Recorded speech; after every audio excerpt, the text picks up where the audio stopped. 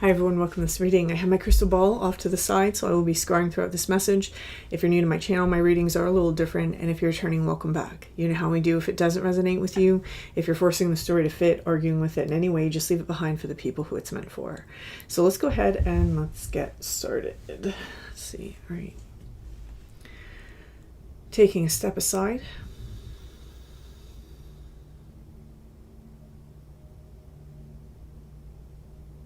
And allowing spirit to pass through me.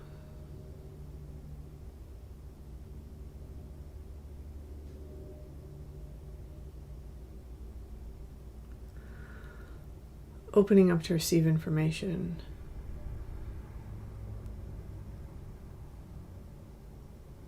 I feel like I've heard that song before when I opened up. Collective Soul. It was a song where, with a line where he says something about stepping to the edge and I see the world below. It's the world I know.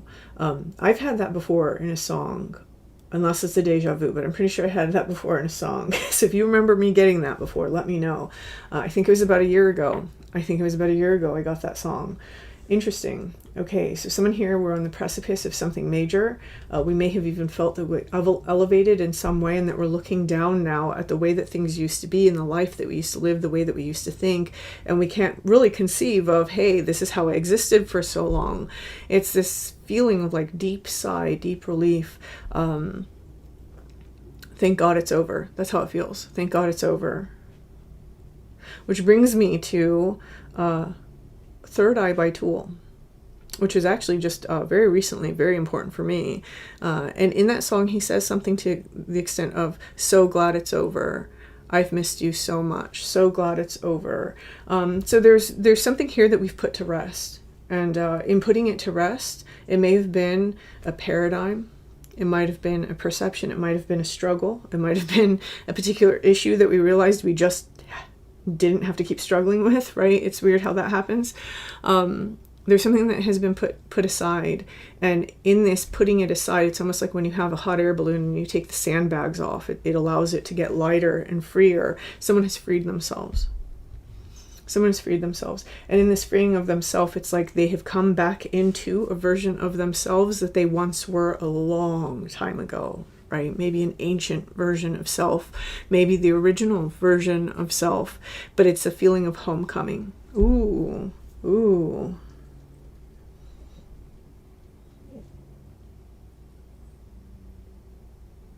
Okay, all right, let's see.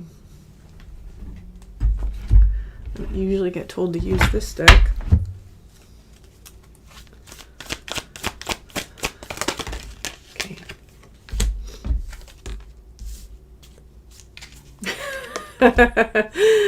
Okay, I have Orphaned on the bottom. There is Soulmates, Mending, and Loyal Heart here showing up. Now, with this, there feels very much like there's a soul level connection for somebody. I'm going to say this real fast. For some of you, this isn't an external person. For some of you, this is an aspect of yourself existing in a higher realm that you may know by a particular name. That's what's coming through. And so I'm going to talk about this as though it is another person, because I feel that the way that we interact with this aspect of self is another person. For some of you, very clearly, this is another person. We may have had this feeling of abandonment that we've dealt with our entire lives, or this feeling of being left behind. That's what I'm going to say. Being left behind. And there is this sense of merging and mending and repairing this sort of rift. Here we have soulmates. Here we have mending, right? We have loyal heart. And notice how it's kind of funny, because over here what we have is we have orphaned, which is the energy that I feel is actually being left behind. And if you look at it, she's got like this wedding dress, but she's got a little beak on her. It's like she's pretending to be a penguin. She's not really a penguin yet, but she's pretending to be a penguin. You know, there may have been a sense that somebody has had here, if this is about the external, of, for example, there's nobody out there for me. That may have been an energy that somebody has existed inside of, and that may actually have been an energy that sabotaged quite a few of your relationships. For others of you, this is going to be something that's going on internal, right? And that feeling of there's nobody out there for me, the person that you've been looking for has always been within you, right? There's an aspect of self that you've always been looking for, and there was nothing that you were going to find external to yourself that was ever going to satisfy that void. So this is a very powerful reading, because this is about the union of things into like a whole here. For someone, I do want to say that the key in heart is going to be very significant. Also maybe like a crown heart. Heart crown, heart crown, heart crown. The heart is a doorway also for somebody. Okay. Lots of change. I'm seeing lots of 5s even on this. Oh, where'd you go? Oh, where'd it go? It's on the bottom. That was a number 5. So this is what's changing, the energy of the orphan. That neediness, that lack, right? That's an energy that seems to be changing. And for some of you, it's because you're coming into a closer union with yourself. You're filling your own cup. For others of you, this is going to be about someone else. So it just depends on what's going on inside of your life and where you're at. Let's see.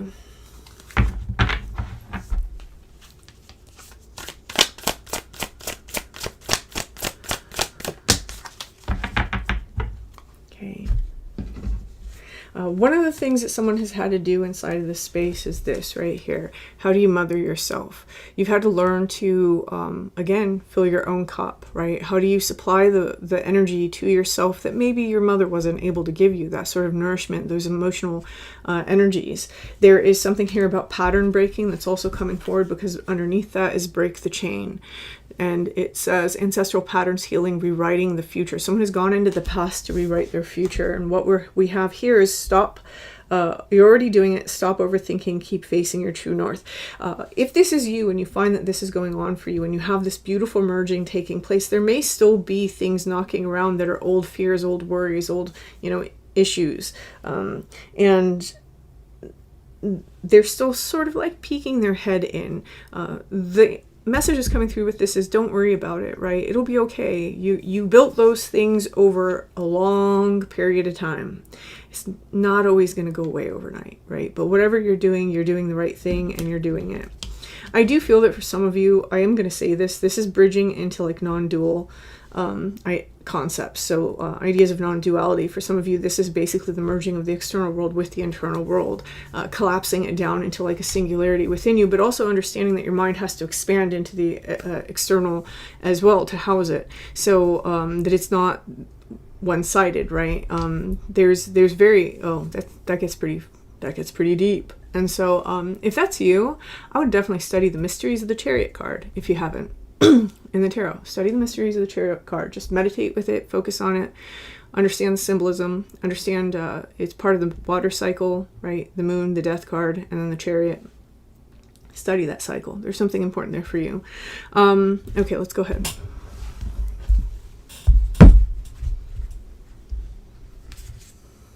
Okay, the offering. There's a shift in the energy that we're offering. On one hand, this just went whoo, real deep. Pulling another one. Okay, all right. Okay, on one hand, there's this idea of understanding that we're alone, right? We're going to get all nihilistic here. Just understanding that we're all alone. There's a certain level of pointlessness to things. This is what someone is processing right now, right?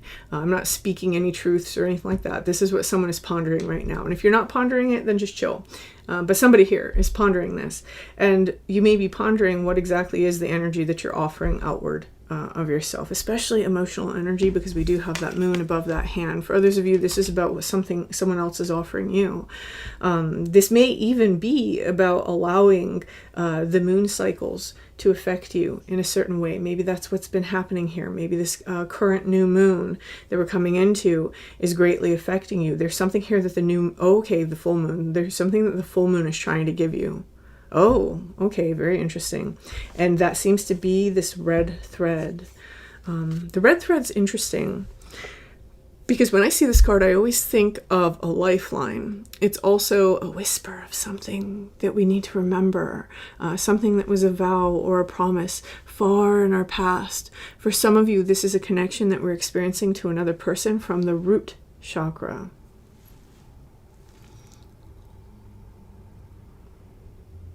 Maybe providing stability for someone, maybe providing stability for ourselves, maybe finding our stability in another aspect of self that we have yet to partner with.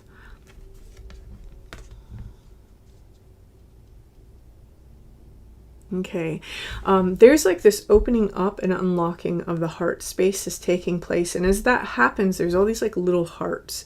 It's like processing all the little loves that we've had inside of our life and allowing a new story to form. So in here, you're having a lot of perception shifts, a lot of mind-opening events that are taking place. And it's almost as though as that happens, we become much larger, but in the scale of things, we almost seem smaller. I don't know what that means. So for whoever that message is for, it's like occupying both spaces. I don't know if it's like a humbling down while also understanding the great expansiveness of self. But there's something very catch-22 in this reading, right? Between the really focusing on the self, and in order to focus on the self, we receive the whole world. It's that kind of energy. There were many mountains that were climbed in order to get here. And now it's almost like standing in the halls of Akasha. I'm saying that because of this. It's like we're able to see the story. We're able to understand the story. We get clarity into greater information. And from that informational space, we're able to create new information. So someone here, this is almost like reality seeding, right? I want to say that storms and clouds might be really important to whoever this message is for as well right now. Something about cloud cover. There's also the presence of stars, so like stars might be very important as well as roses. Okay. It's interesting. It's interesting because the other catch-22 that I can't help but notice is it's almost like as fall settles in, if you're here in the northern hemisphere, it's like as fall settles in and the life is dying, a new life is opening up. And then I have that song come in again as I step to the edge and I see the world below. I think to myself, this is the world I know. It's something like that. Interesting. Some of you are amending something in order to release something. Okay. Whatever the case is, okay, now it's stepping forward. Whatever the case is, I do feel that for some of you, this is an external thing. Whatever the case is, this is emerging. It's not just external. There's also an internal merging that's happening. And this is all due to this energy. How can I mother myself? It's almost like coming in and being your own like Hail Mary, like I feel that for some of you, you're having some very significant deity experiences because of this.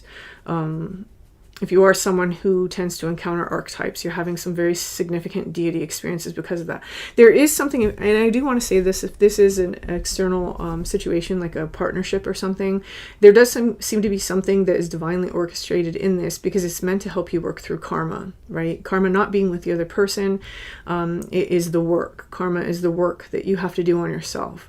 So it's just that through the process of mending, parting, coming back together, because if you look at this, we start with this turning, still facing each other, but bodies turning away. Our action, our movements are turning away, coming back and mending, and then suddenly embracing. And this seems to be kind of like an undulation of activity that's going on inside of this partnership, if this is an external partnership for some of you.